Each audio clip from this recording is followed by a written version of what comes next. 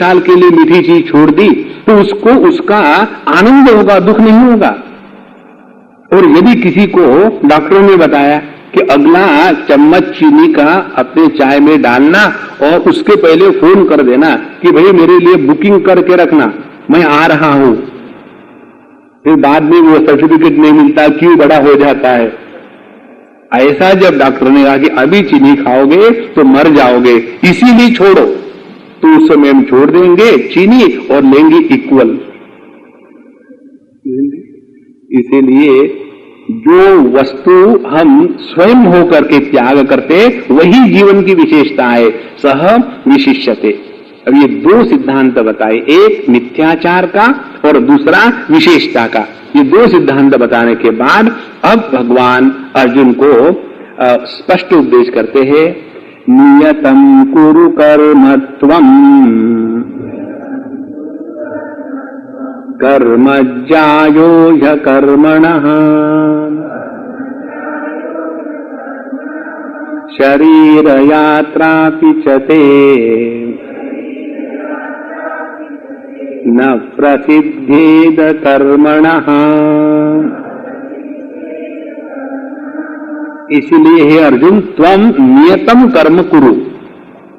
तो पहला जो विशेष उपदेश भगवान ने अर्जुन को दिया है कि त्वम, हे अर्जुन, तुम नियतम कर्म कुरु। नियत कर्म माने नियति ने जो हमारे सामने कर्म रख के रखा है उसको करो।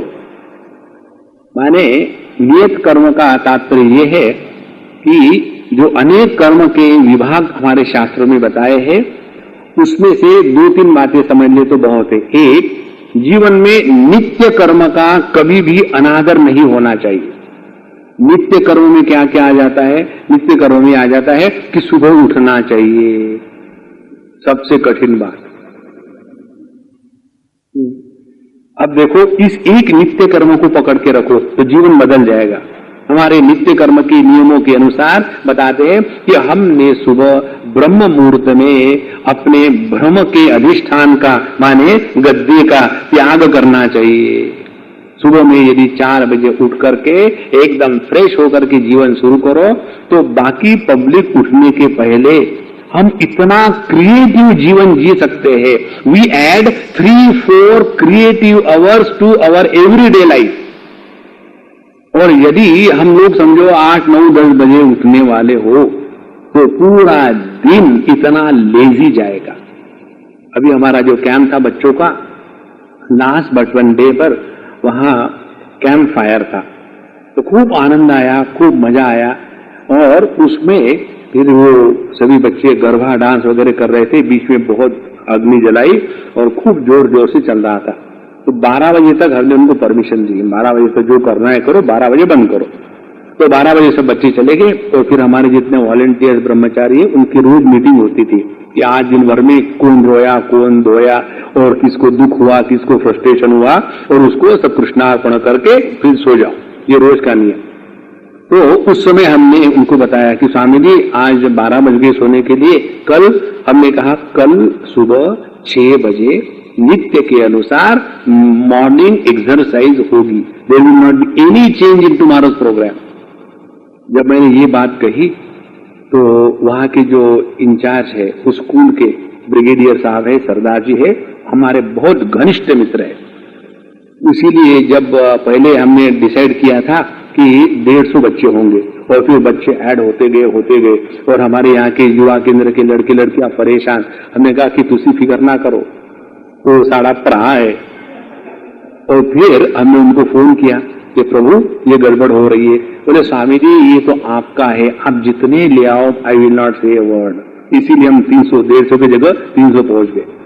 अच्छा, जब उन्होंने भी, क्योंकि गड़बड़ चल रही थी, सोच नहीं सके, उन्होंने हमारे ऑर्डर सुनी कि सुबह 6 बजे का कार्यक्रम वैसा ही रहेगा, कुछ नहीं बदलेगा।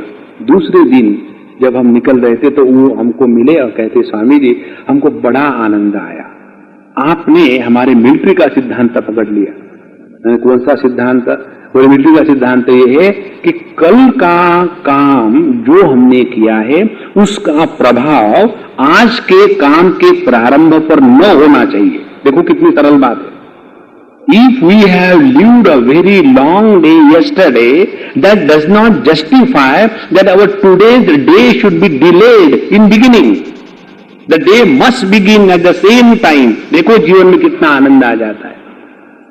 और इसीलिए यहां भगवान जो बात बताते हैं, नियतम कुरु कर्मत्वम, तो अपने जीवन में ये नित्य कर्म है, उसका कभी भी कॉम्प्रोमाइज नहीं करना है। सुबह यदि 4 बजे उठने का नियम है, चाहे हम 12 बजे सोए, 1 बजे सोए, 4 बजे ही उठे, पूरा काम कर ले, ब्रेकफास्ट करके लंच तक फिर सो जाओ, नेवर माइंड।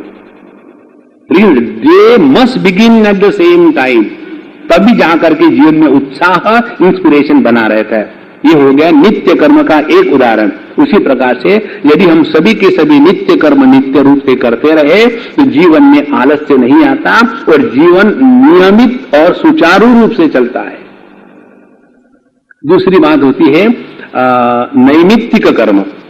नैमित्तिक कर्म माने कई बार ऐसे कर्म आते हैं कि जो नित्य कर्म के साथ टकराते हैं, तो उस समय जो नैमित्तिक कर्म एक हाथ बार आते हैं, जैसे किसी के यहाँ कोई पैदा हुआ, किसी के यहाँ कोई मरा है, कोई हॉस्पिटल में है, किसको कुछ मिलना है, ये जब काम आते हैं तो उनको प्रायोरिटी देना है, क्योंकि वो उस समय के महत्व के होते हैं। इस प्रकार से जब हम अपने जीवन को संतुलन से चलाएंगे, और इस संतुलन को चलाना माने नियतम कुरु कर्मत्वम। जैसे अर्जुन के जीवन में यह युद्ध का कर्म आया था, और ये युद्ध का कर्म रोज थोड़ी आता है, जब समय है तब आया, तो इस समय सब चीजों का त्याग करके उसको करना ही करना है, अन्यथा हम उस नित्य कर्मों में ही फंसे रहेंगे। तो यह जो नित्य और नैमित्तिक कर्म, इनका संतुलन और विवेक युक्त जीवन में उतारना, ये साधक के जीवन की एक अत्यंत आवश्यक कड़ी है। तो नियतम कुरु कर्मत्वम, उसका कारण बताते हैं। कर्म जायो ही अकर्मणः, कारण क्या? निकम्मा होने से कर्म करना हमेशा श्रेष्ठ है। हमारे शास्त्र इसका इस प्रकार से विचार प्रस्तुत करते हैं। निकम्मा होने से यदि कोई व्यक्ति स्वार्थ से प्रेरित होकर के कर्म करता है, तो यह स्वार्थी व्यक्ति निकम्मे व्यक्ति के तुलना में श्रेष्ठ है। कम से कम वो पत्थर के दिशा पड़ा तो हुआ नहीं है। तो दूसरी स्थिति, जो व्यक्ति स्वार्थ से प्रेरित होकर के कर्म करता है, उसकी तुलना में जो समाज के लिए, समाज की भलाई के लिए कर्म करता है, वह स्वार्थ से प्रेरित व्यक्ति की तुलना में श्रेष्ठ है। और जो व्यक्ति समाज के सुधारने के चक्कर को छोड़ करके अपने अंतःकरण को पवित्र करने के लिए कर्म कर रहा है, वो उस समाज सेवक से भी बढ़ करके है। और जो व्यक्ति कर्म इसलिए कर रहा है ताकि प्रभु की इच्छा पूरी होगी, अपने कुछ है ही नहीं, वो उससे भी श्रेष्ठ है। इस प्रकार से इस कर्म की पद्धति के द्वारा धीरे धीरे हम इस प्रकृति से, इस उपाधियों से हट करके अपने तत्व की तरफ पदक्रमण करते हैं। तो नियतम कुरु कर्मत्वम कर्म जायो ही अकर्मणः। किसी भी हालत में, कोई भी चीज में आलस्य के कारण यदि हम कुछ काम का त्याग करते हैं, तो अपने आप को कभी माफ मत करना। यदि बीमार है, तबीयत ठीक नहीं है, तो बात अलग है।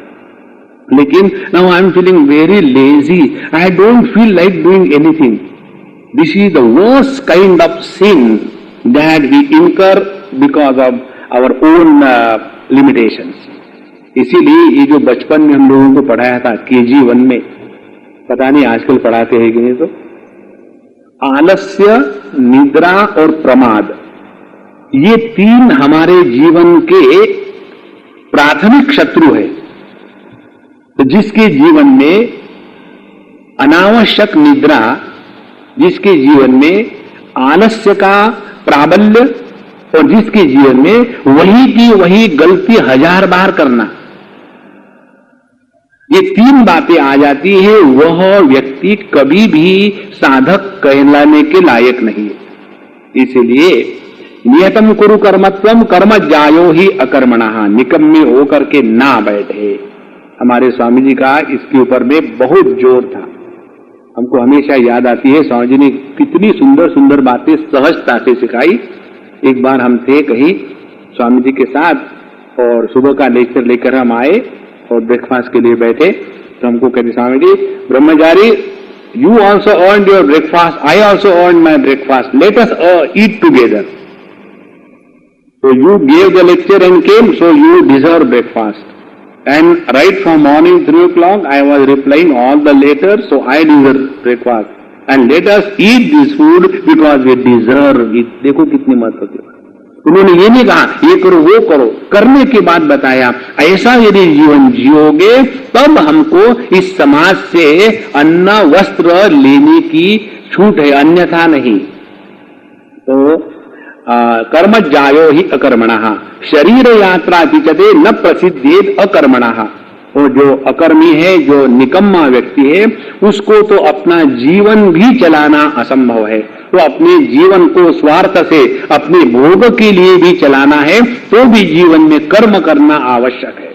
माने चाहे हम स्वार्थ के लिए जिए, चाहे हम समाज के लिए जिए, चाहे हम स्वर्ग इत्यादि में जाने के लिए जिए, चाहे हम अपने अंतःकरण की शुद्धि के लिए जिए, किसी भी हालत में कर्म का त्याग करके जीना ये कहीं भी शास्त्र सम्मत बात नहीं है। ये महत्व की बात।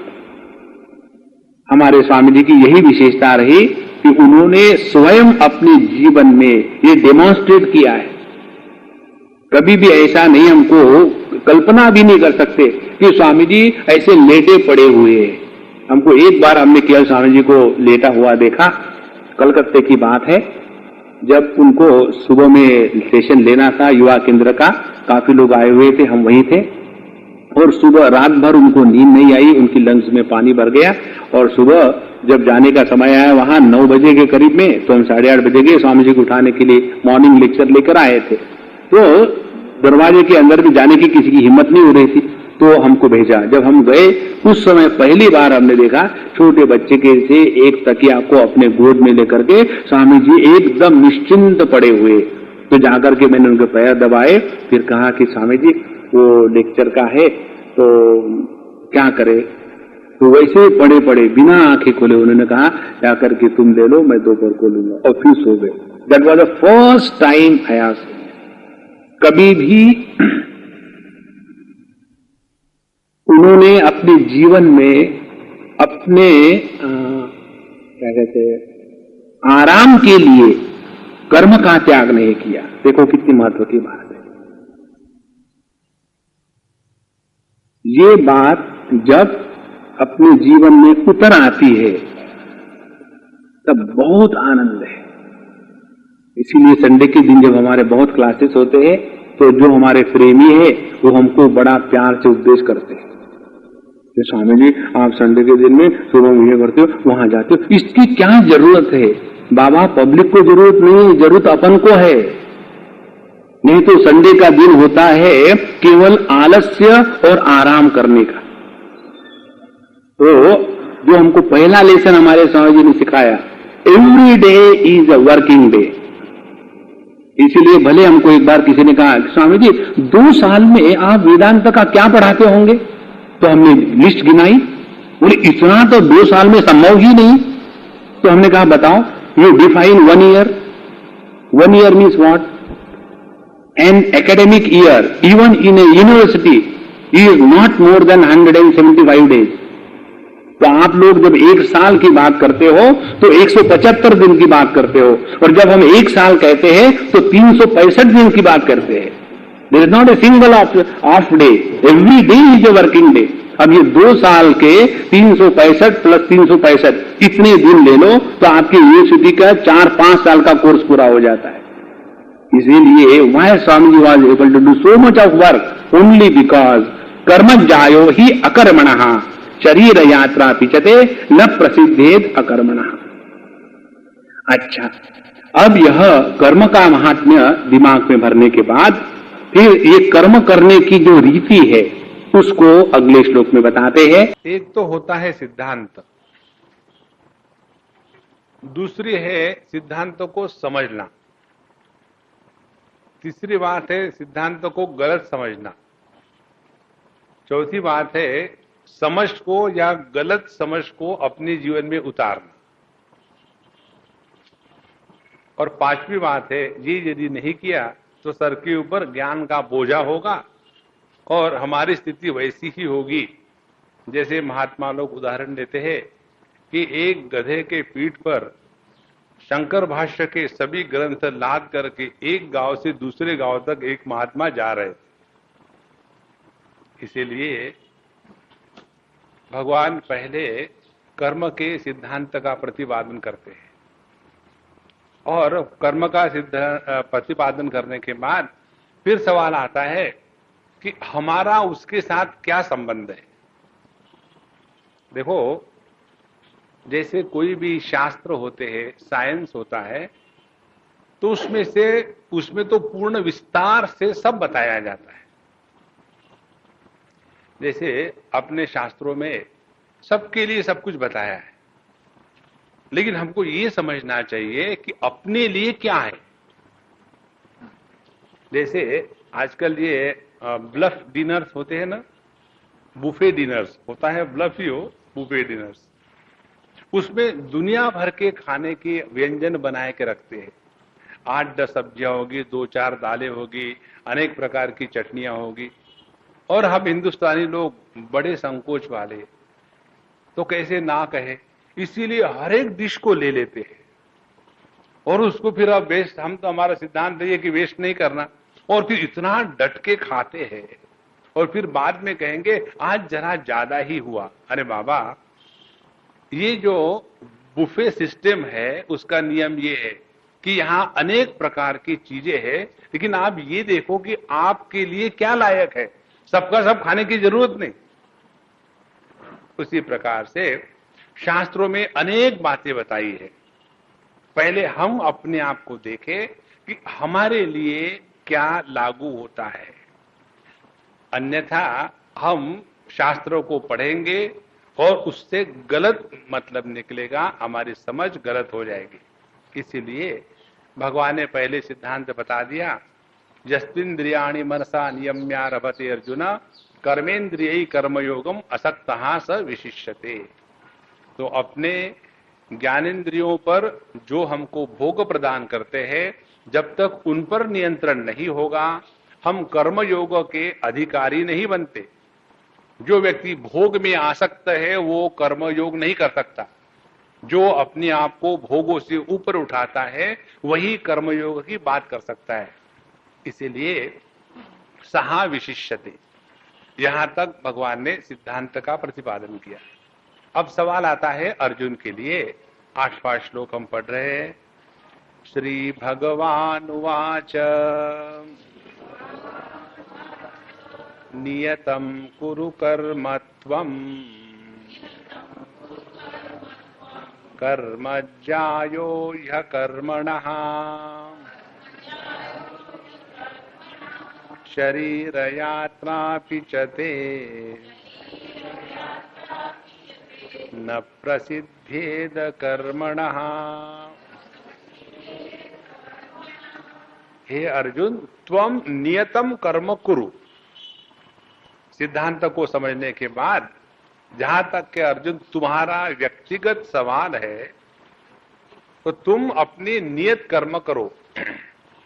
अब कर्म के बारे में 2-4 बातें समझ ले।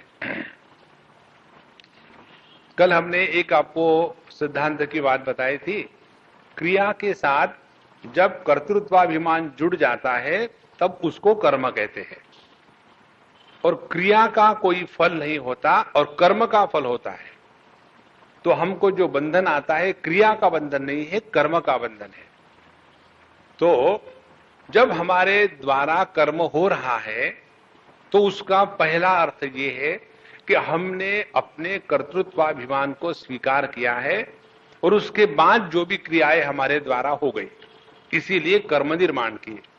अब ये कर्मों के 2-3 बातें हैं। एक बात यह है कि जो कर्म का सिद्धांत है वो हमको इस प्रकार से बताता है कि हमारे इस जीवन में जो भी सुख दुख कर्म के फल के रूप में हमको मिल रहे हैं, देखो ये भी बात शायद हमने पिछले बार बताई होगी, लेकिन मुझे पूरा विश्वास है आप सब भूल गए होंगे, और इसीलिए मैं फिर से रिपीट करता हूं।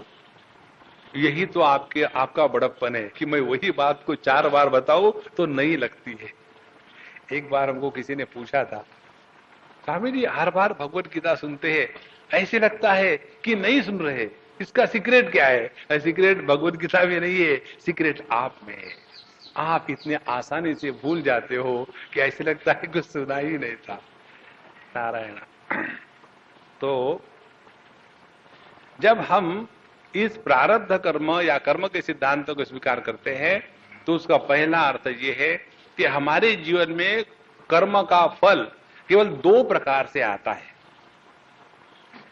विवाह होना, नहीं होना, सुख होना, दुख होना। इसमें सुख होना, दुख होना ये कर्म का फल है, क्योंकि व्यक्ति विवाह के बाद भी सुखी होता है, विवाह के बाद दुखी भी होता है। शादी ना करो भी तो भी दुखी है, शादी करो तो दुखी है ही। अभी हम आ रहे थे तो एक पढ़ रहे थे, उसमें लिखा था कि there are only two types of people in this world, those who are happy and rest are married. तो जीवन में हमारे आता है सुख या दुख प्रारब्ध के अनुसार।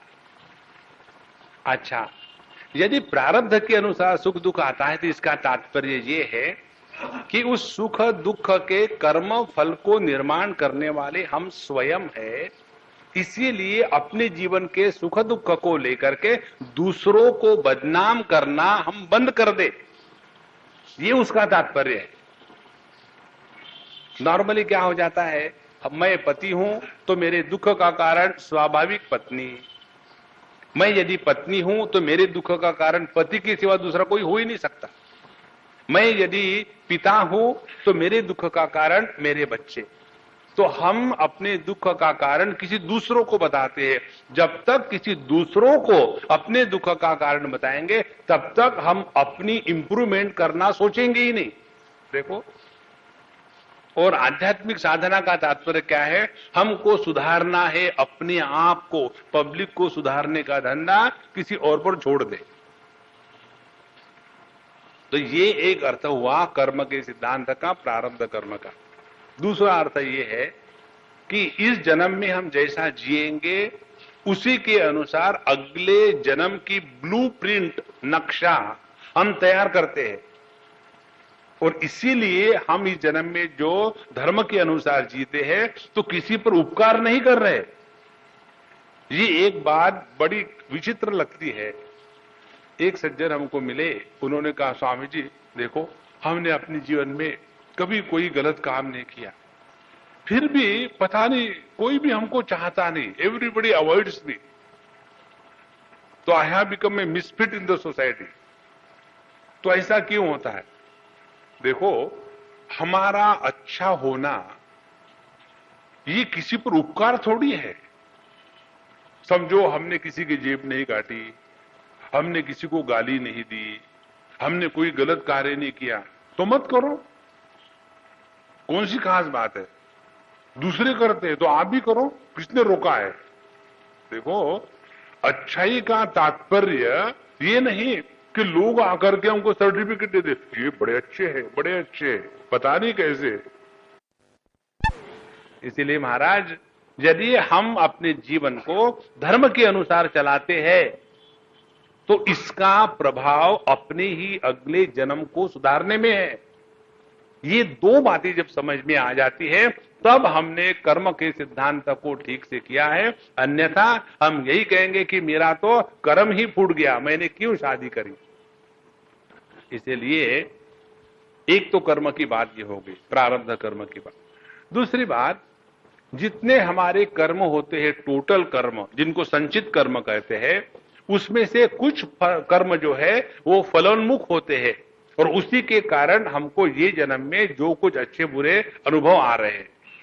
तो एक हो गया टोटल बैलेंस जिसको कहेंगे संचित कर्म, उसमें से कुछ हमने निकाला, एक चेक दे दिया कि मैं इस जन्म में आया हूं, मेरा बैलेंस क्या है दे दो, तो उस बैलेंस में निकला सभी निगेटिव ही निगेटिव, दुख ही दुख है। और जब हम इस जन्म में जींदे हैं, कर्म कर रहे हैं, तो हमने जो कर्म किए हैं उसके अनुसार हमारे जो कर्म फल आने वाले हैं उसको कहते हैं आगामी कर्म फल। तो तीन हो गए, संचित, प्रारब्ध और आगामी। अब हमारे जीवन में जो करना चाहिए, कर्तव्य जो करना चाहिए उसको करना ही चाहिए। उसको भगवान कहते हैं कि नियतम कुरु कर्मत्वम। जहां हमको भगवान ने रखा है, जिस स्थान में रखा है, जिस आश्रम में रखा है, जिस परिस्थिति में रखा है, जिस काल में रखा है, उसके अनुसार हमारे साथ जो जो कर्म जुड़े हैं वो हमको करने ही है, उसका त्याग नहीं करना। अब जैसे देखो, इससे होगा क्या? यदि मैं पत्नी हूं और मैंने पत्नी का जो कर्म है या पत्नी का जो कर्तव्य कर्म है वो ठीक से निभाया, तो क्या होगा? मेरा मन शांत रहेगा। यदि मैं पति हूं तो पति के अनुसार जो कर्तव्य कर्म मेरा है वो मैं ठीक से करूं तो मन शांत रहेगा। माने जिस स्थान पर भगवान ने हमको रखा है वो कर्म हम प्रेम से करें, शांति से करें, आनंद से करें, उत्साह से करें, तो उसी में हमको आनंद की अनुभूति होती है। तो कर्म का सिद्धांत क्या हो गया? कर्म का सिद्धांत ये है, जो जो कर्म हमारे सामने चाहे प्रारब्ध के अनुसार आवे, चाहे नियति के अनुसार आवे, चाहे काल के अनुसार आए, चाहे गुणों के अनुसार आए, चाहे भगवान की इच्छा के अनुसार आए, जो जो कर्म हमारे सामने आते हैं उसको बढ़िया से बढ़िया करो बाबा। उससे दूर भागने से कुछ नहीं होगा। इसीलिए हमारी भगवत गीता हमको स्पष्ट रूप से निर्देश देती है कि अपने जीवन में जो समस्याएं आती है उनको हमको फेस करना है। हमारे मुंडकोपनिषद की श्रुति कहती है, नायम आत्मा बलहीनेन लभ्यः। जो अपने जीवन के समस्याओं को डर करके भाग जाता है, ऐसे भगौड़े को, ऐसे लाइफ के जो ड्रॉप आउट्स है, उनके लिए आध्यात्मिक मार्ग नहीं है। कई बार यही गलत फहमी हो जाती। एक बार हम इलाहाबाद में थे, किसी के घर में थे, खाना खाने के लिए नॉर्मली हम उसी के लिए जाते और टेबल पर बैठे हुए थे और वहां उनका एक संड मुसंड लड़का लंबा चौड़ा विवेकानंद की पोज लेकर के खड़ा था। तो मैंने कहा, प्रभु बैठो, आप खाओ, हम देखेंगे। हाँ ठीक है, हम खा लेंगे, खाने के लिए तो आई है। तो जब उन्होंने हमको ऐसा कहा तो उसकी मां को दुख हुआ और उसकी मां ने कहा, स्वामी जी ये इतना गया बीता है, नौकरी नहीं करता, काम नहीं करता, धंधा नहीं करता, कुछ नहीं करता और सब पर दादागिरी करता है। अब हम तो इससे तंग आ गए, आप ऐसे करो, इसको आश्रम में ले जाओ। माने जो व्यक्ति किसी भी कार्य के लिए फिट नहीं है वो आश्रम के लिए फिट है। तो हमने उनको कहा कि हाँ, हमारे भी मां ने हमको ऐसे ही भेजा था। देखो, अपने जीवन के समस्याओं का समाधान उसको फेस करने से, दौड़ने भागने से नहीं होता। नियतम कुरु कर्मत्व। उसके बाद उसके पीछे जो कारण मीमांसा है वो भगवान बता दे। क्योंकि कर्म जायो ही अकर्मणः। क्योंकि निकम्मा होने के स्थान पर कर्म में निरत रहना हमेशा अच्छा है। देखो, एक बड़ी सरल बात है। एक व्यक्ति ऐसा है कि जो केवल पढ़ा हुआ है और दूसरा व्यक्ति ऐसा है थोड़ा बहुत कुछ ना कुछ गड़बड़ी करता है। तो दोनों में से आपको एक का सिलेक्शन करना है, तो जो गुंडागर्दी करने वाला है इज बेटर। जो व्यक्ति निकम्मा है he is good for nothing. इसीलिए अंग्रेजी में कहावत है, if you want to get your work done, find out the busiest person in that town. आपको यदि अपना कोई कार्य करवाना हो तो उस गांव में जो बिजी आदमी है उसके पास चले जाओ। जो आदमी के पास बहुत टाइम होता है ना, अपने पास तो टाइम ही टाइम है। टाइम इसलिए है कि you are fit for nothing. देखो, जब हम लायक हो जाते हैं तब हमारे पास कर्म आते हैं। इसीलिए कर्म जायो ही अकर्मणः। किसी भी हालत में अपने जीवन को निकम्मा नहीं बनाना चाहिए। और इसी के लिए हमारे शास्त्रों में ये 2-3 प्रकार की बातें बताते हैं। जैसे जो निकम्मा व्यक्ति है उसको अपने तमोगुण से, इनर्शिया से निकालने के लिए हमारे शास्त्र बताते हैं कि यदि ऐसा कर्म करोगे तो तुमको ऐसा भोग मिलेगा। याम इमाम पुष्पिताम वाचम प्रवदंती अविपश्चिता। तो जब हम भोग की लालच देंगे तब जाकर के ये निकम्मा व्यक्ति भोग पाने के लिए कुछ कर सकता है। और एक बार जैसे एम्बेसडर कार है, एक बार शुरू हो गई तो शुरू हो गई, पहले धक्का लगाने की जरूरत पड़ती है। तो जिस व्यक्ति के जीवन में स्टार्टिंग ट्रबल है वो है निकम्मे। तो भगवान कहते अर्जुन को निकम्मा मत बनो।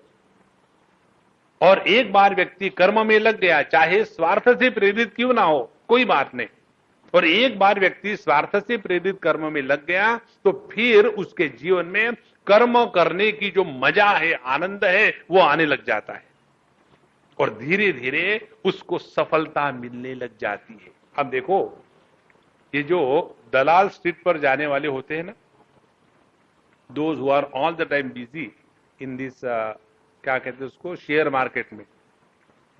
यहां दूसरा स्थान बताया था आपको, ये जो घोड़े की रेस होती वहां। एक बार एक सज्जन हमको घोड़े की रेस में ले गए, हम जाके आए, बड़ा आनंद आया। आनंद मालूम है क्या था? घोड़े दौड़ते थे और गधे उछलते थे, बड़ा मजा आया। तो वहां हम गए और उन्होंने कहा स्वामी जी आपके नाम से हम टिकट लेते हैं।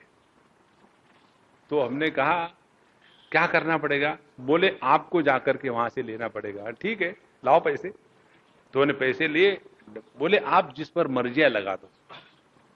तो हमने उसी को पूछा भाई किस पर लगाओ? बोले स्वामी जी आप भी खेलते हैं। मैंने क्यों, कहीं शास्त्रों में मना किया है क्या खेलना नहीं घोड़ों के साथ? जब हम गधों के साथ खेलते थे घोड़े के साथ क्यों नहीं? तो बोले आपको कौन सा नंबर अच्छा लगता है? तो हमने पता नहीं बोल दिया ये नंबर अच्छा। बोले इसी पर लगाओ। उस पर लगाया और काफी पैसा मिल गया। और फिर वो जो सज्जन हमको ले गए थे बोले Swami ji you are very lucky. और दूसरी बार लगा। हमने खबरदार, ये मालूम है इसमें क्या होता है कि पहले बार जुएबाजी में लग जाओ, उसमें लग जाओ ना, तो भगवान उसको पकड़ने के लिए पहले बहुत सफलता देते हैं। और एक बार उसमें वो फंस गया तो फिर दूर से भगवान मजा देखता, आप मजा आ रहा, जाओ शेयर बाजार में जाओ, कूदो ऊपर नीचे। इसी प्रकार से अपने स्वार्थ से प्रेरित होकर के जगत के भोगों को प्राप्त करने के लिए जब व्यक्ति कर्म में प्रवृत्त हो जाता है फिर उसको निवृत्ति मालूम नहीं, अब उसकी स्टार्टिंग शुरू हो गई है, अब वो रुकेगा नहीं। और ऐसे व्यक्ति के जीवन में जब सफलता आने लग जाती है तो सफलता की उसको नशा चढ़ती है। और उस नशा में नमक मिर्च डालने के लिए फिर क्या करते हैं, कहीं बहुत बड़ा उत्सव हो रहा हो तो उनको बुलाएंगे। धर्म धुरंधर और ज्ञान शिरोमणि अमुक अमुक सेठ जी को यहां एक चीफ गेस्ट के रूप में बुलाया गया है और वहां आकर के बैठेंगे और उनकी इतने बड़े बड़े उनको उपाधियां दे दी और सभी के सभी लोग देख रहे। एक बार आदमी को माइक के सामने आकर के पब्लिक के सामने बोलने का मौका मिल जाए तो उसकी बर्बादी हो गई। इसीलिए इसको माया का कार्य, इसके माइक कहते हैं। इसको पकड़ो एक बार, छोटा बड़ा मुश्किल होता है। और फिर व्यक्ति पब्लिक लाइफ में आने लग जाता है और पब्लिक लाइफ में आने के बाद फिर अपने स्वार्थ के से ज्यादा उसको इंपॉर्टेंस होता है अपने नाम का, अपने फेम का। मैं ऐसा हूं, सब मुझे जानते पहचानते। और धीरे धीरे वो अपने स्वार्थ से निकल के नाम धाम में लग जाता है और फिर अच्छे अच्छे स्थानों में जाकर के कहीं ना कहीं सत्संग का झटका उसको लग ही जाता है। इसीलिए अपने जीवन में निकम्मा कभी भी नहीं रहना चाहिए। एक व्यक्ति स्वामी विवेकानंद जी के पास गए और यंग लड़का था, कोई 18-20 साल का, और उनको कहता है कि स्वामी जी मुझे भगवान की प्राप्ति करनी है। तो स्वामी जी ने उसकी तरफ देखा, भगवान को पेंडिंग रखो, कभी झूठ बोले हो? कभी नहीं झूठ बोला।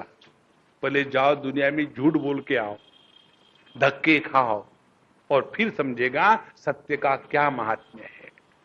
इसीलिए अपने जीवन में किसी भी प्रकार से निकम्मेपन को नहीं आने देना चाहिए। अब एक बात आपको और बताते हैं, व्यक्ति जवानी में उतना दुखी नहीं होता जितना बुढ़ापे में होता है। इसका कारण क्या है? इसका कारण यह है कि बुढ़ापे में 24 घंटे में 28 घंटे फ्री, कुछ काम ही नहीं है। तो सुबह से शाम तक क्या करे, शाम से सुबह तक फिर क्या करे, तो 24 ही घंटे हो गए। आपने 28 क्यों कहा? 4 घंटे जो मिलते हैं दूसरों के खाते, तो अपने 24 घंटे तो बर्बाद करे, दूसरे के भी 4 घंटे खा जाएंगे। इसलिए महाराज अपने जीवन को 24 घंटे बिजी रखो। हमने एक बार एक एक्सपेरिमेंट किया। हमको पुस्तक लिखने का रोग है, तो एक बार हमने 4 महीने बीच में ऐसे रखे कि हमारी एक पुस्तक इनकम्प्लीट थी, उसको पूरा करेंगे। और वो 4 महीने हमने सब अपने लेक्चर प्रवचन सब बंद कर दिए और सोचा कि अब हम करेंगे। और उन 4 महीनों में हमने एक पन्ना भी नहीं लिखा। और वही जब बहुत बिजी हो जाते हैं, ये भी है वो भी करना, यहां भी दौड़ना वहां भी दौड़ना, उसमें बाकी के भी काम हो जाते हैं। इसीलिए अपने जीवन को किसी भी प्रकार से अकर्मण्यता में नहीं रखना है। कर्म जायो ही अकर्मणः। आगे कहते हैं शरीर यात्रा पिचते न प्रसिद्धेत अकर्मणः। जो निकम्मा व्यक्ति है उसके जीवन में जीना भी संभव नहीं है। जीने के लिए 2-4 बातें चाहिए। एक तो स्वास्थ्य चाहिए। जिस व्यक्ति का स्वास्थ्य ठीक हो वही व्यक्ति जीने का आनंद उठा सकता है। यदि जगत के भोग भी करने हो तो स्वास्थ्य के सिवा भोग भी नहीं कर सकते। और यदि अपने जीवन का उद्धार करना हो, साधना करनी हो, तो उसके लिए भी अपने शरीर को साथ देना चाहिए, अन्यथा नहीं संभव। तो शरीर यात्रा पिचते न प्रसिद्धित अकर्मणा। और इसका एक अर्थ और भी है कि अपने शरीर को जिंदा रखने के लिए भी हमको कुछ ना कुछ करना चाहिए। जब हम, ध्यान से सुनना, किसी भी इंद्रिय का व्यापार बड़े लंबे समय तक बंद कर देते हैं तो वो इंद्रिय अपने आप अपनी क्षमता को खो देता है। जैसे हमारे भगवान रमण महर्षि महाराज 18 साल तक वो मौन थे। जब वे 16 साल के थे, बच्चे ही थे, विरूपाक्ष केव करके है उनके आश्रम के पास तिरुवन्नमलाई में। हम वहां हमेशा जाते हैं, बड़ा प्रसन्न स्थान है। बिना किसी प्रयत्न से मन एकदम प्रसन्न शांत हो जाता है। तो वहां वो जब टीनेजर थे 16 साल के, उससे लेकर के अगले 18 साल तक वो केवल मौन रहे, किसी से कुछ नहीं बोलते थे। और जब लोग फिर उनको प्रश्न पूछने लगे तो वो उत्तर देने लगे लिख करके, इसलिए कि उनको बोलना नहीं आता था। जो व्यक्ति इतने सालों तक नहीं बोला, धीरे धीरे बोलने की क्षमता समाप्त हो गई। उसी प्रकार से जब व्यक्ति निकम्मा हो जाता है तो उसकी जो क्षमता है वो क्षमता नष्ट हो जाती है।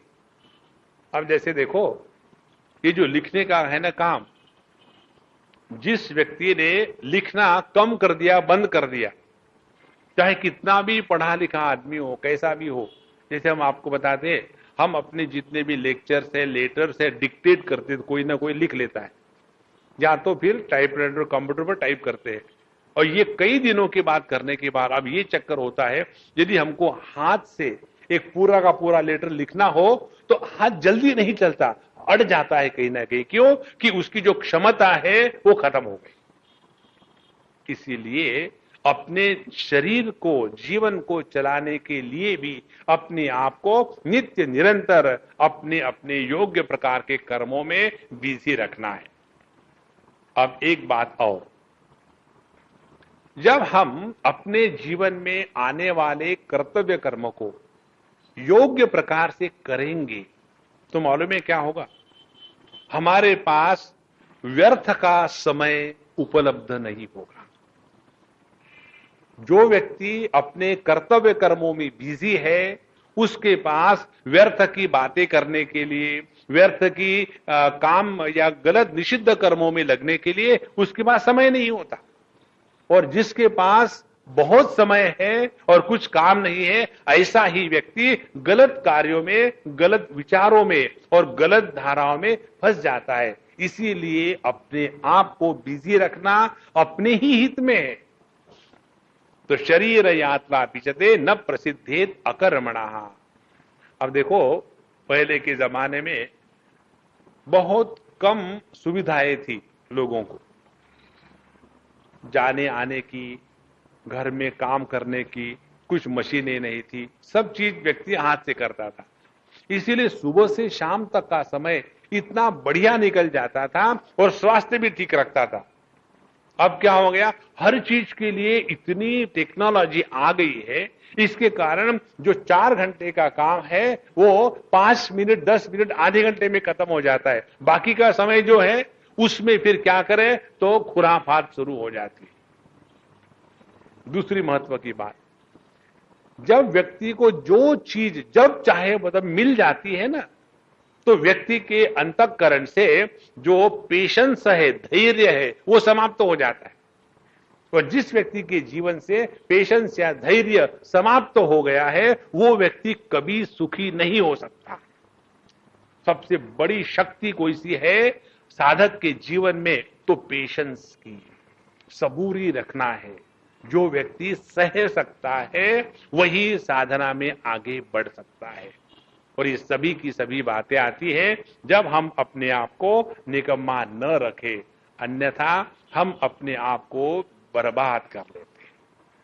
अच्छा, कर्म करने पर इतना भार देने के बाद अब कर्म करने की जो रीति है वो बताते हैं 9वें श्लोक में।